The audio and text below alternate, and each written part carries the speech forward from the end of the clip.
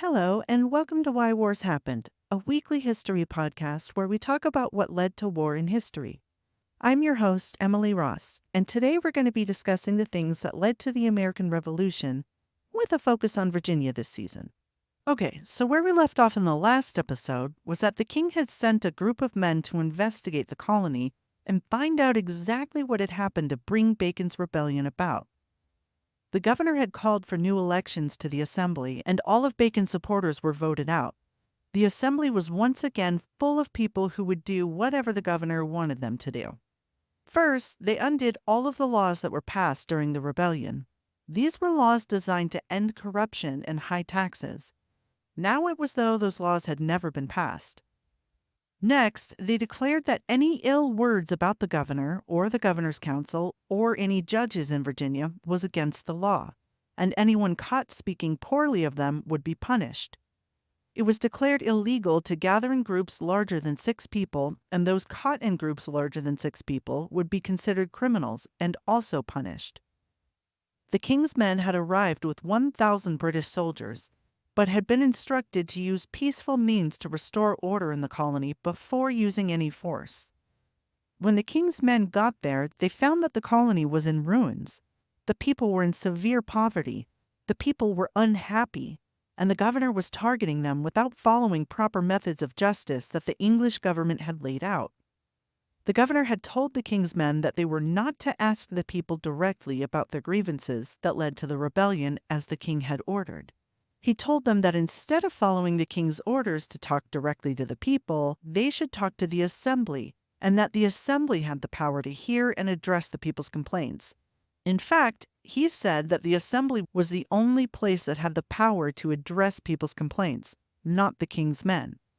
One of their meetings with the governor turned into a violent rampage where the governor stormed around and yelled at them. The king's men declared that all communications with the governor after this was to be in writing. This was a tense situation, and if that weren't enough, in another meeting, the king's men informed the governor that the king was ordering him to step down as governor and return to England at once. The colony was to be placed in the hands of the king's men. This order meant the end of the governor's revenge for the deaths of his friends, revenge for the humiliation which he suffered at the hands of the rebels, revenge which had already started and would now be cut short. Even though Governor Berkeley had written the king asking for permission to retire from the governor's office just 8 months before this, a lot had happened since then. The governor was righting wrongs. He was joyfully punishing those who had harmed him and the crown. The king's advisors back in England didn't want Berkeley to be dismissed, but the king remembered Berkeley's letter asking to retire from the office of governor.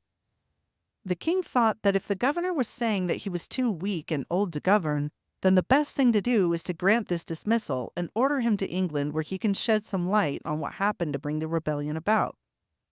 But by the time Governor Berkeley had received these orders, the rebellion had ended, and he had brought it to an end. This is where the governor takes a turn against the king. At first, it was denying the king's men the ability to question the people directly, as the king had ordered. Then it was yelling and raving at the men. Now he would go a step further in his disobedience, and he would actually disobey the king's orders. To do this, he pretended to read the king's orders wrong. The king had told him to give up the position of governor and return to England at his nearest, quote, conveniency.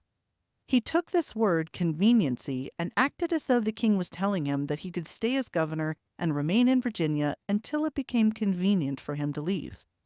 Everyone, including the governor, knew that the king meant for him to return immediately, as soon as he was able to, as in as soon as a ship was available and he had gathered some of his belongings. The governor, former Swifty of the king, was now disobeying direct orders. The king's men could have used those 1,000 British soldiers and forced the governor aboard a ship to England, but they had been ordered to use peaceful methods before resorting to the use of the soldiers. Plus, Governor Berkeley's brother was still in England, and he was a very important man there. Not only was he important there, he was also one of the king's favorites. If Berkeley had been forced to do anything by use of the king's soldiers, his brother could persuade the king to take revenge on the men who ordered the use of the soldiers. So, for now, the king's men had to sit back and wait for the king's further orders on what to do. While they waited, there was another matter to attend to.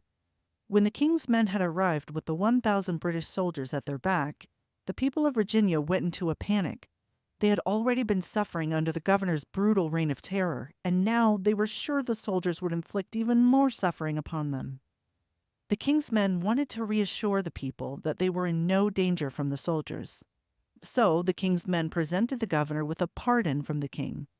The king had offered the pardon to every person who had been involved in the rebellion. If someone were to accept the pardon from the king, all they had to do was return to following the laws in Virginia and take an oath of loyalty to the king. This wouldn't have been hard since the rebellion was over and the people in Virginia still considered themselves Englishmen. They were still deeply loyal to England. During the rebellion, the governor had offered several pardons himself. But the rebellion was over, and he was no longer in a position to be forced into giving the rebels anything. But this was coming directly from the king. He had no choice. Not really. Maybe a little. What he did with these orders was kind of remarkable in how bold it was. Instead of publishing the pardon in all areas of Virginia, as the king had ordered, Governor Berkeley decided to hold on to the pardon and hide it from the people while he figured out what to do with it.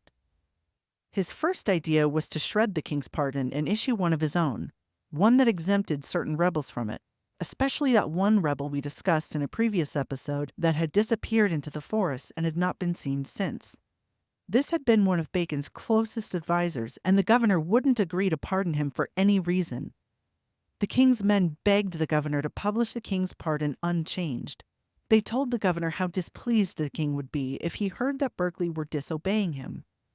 Plus, the people were still terrified that the soldiers were there to punish them. They should know that their king wanted to forgive them. He intended no harm. Finally, after a few days of thinking it over, Governor Berkeley decided to publish the pardon, unchanged.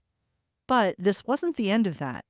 Even though he published the king's pardon unchanged, he also published his own declaration.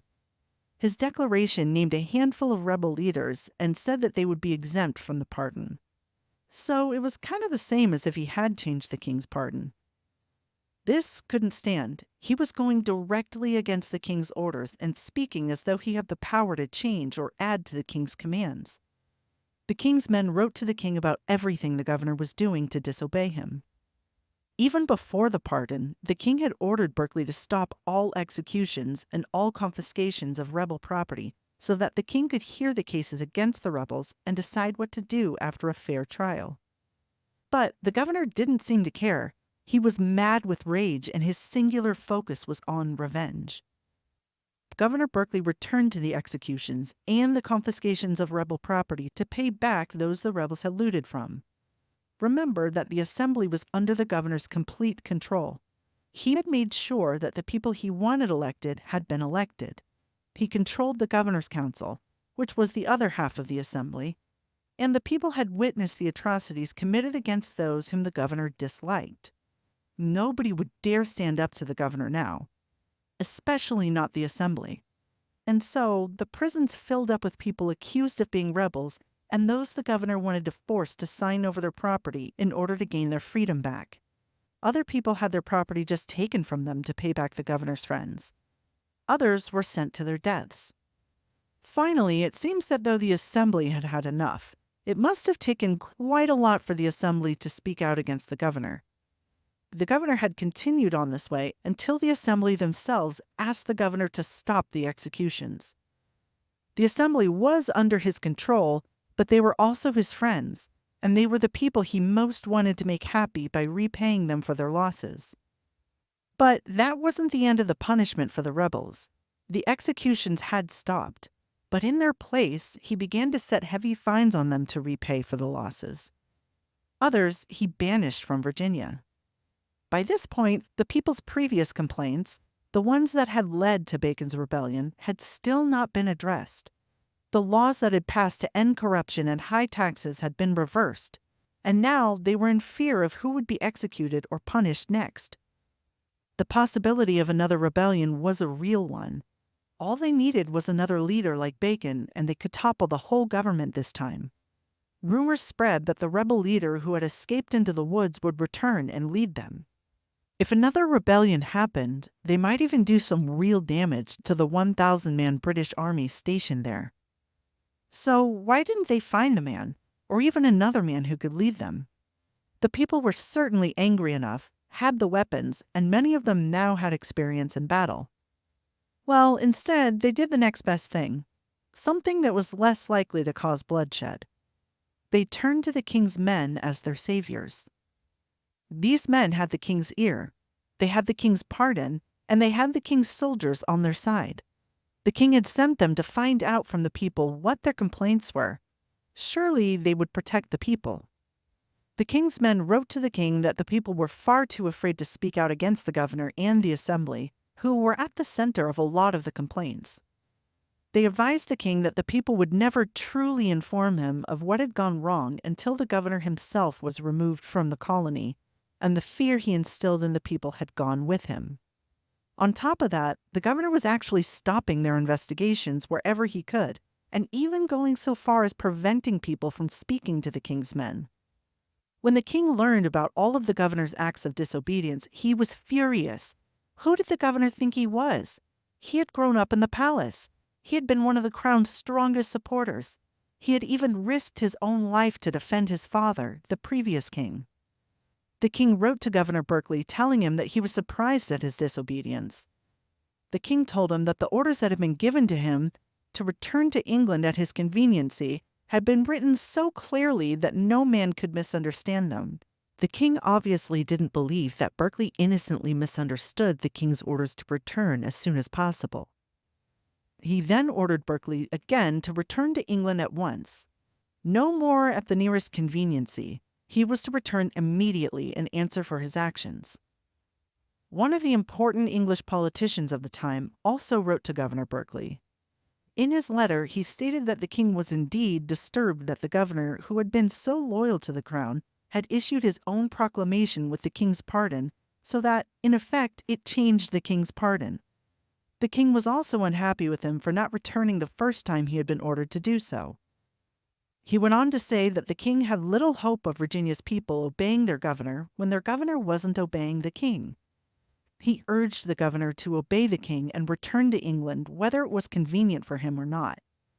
But before the letters arrived in Virginia, the governor had already left for England. Berkeley, now old and weak from the constant fights, became very ill on the way. He arrived in England alive, but just barely. Back in the colony, the king's men had become the voice of the people. They were there to hear them and deliver their complaints directly to the king. They had stood up to the governor and had ensured that he left the colony.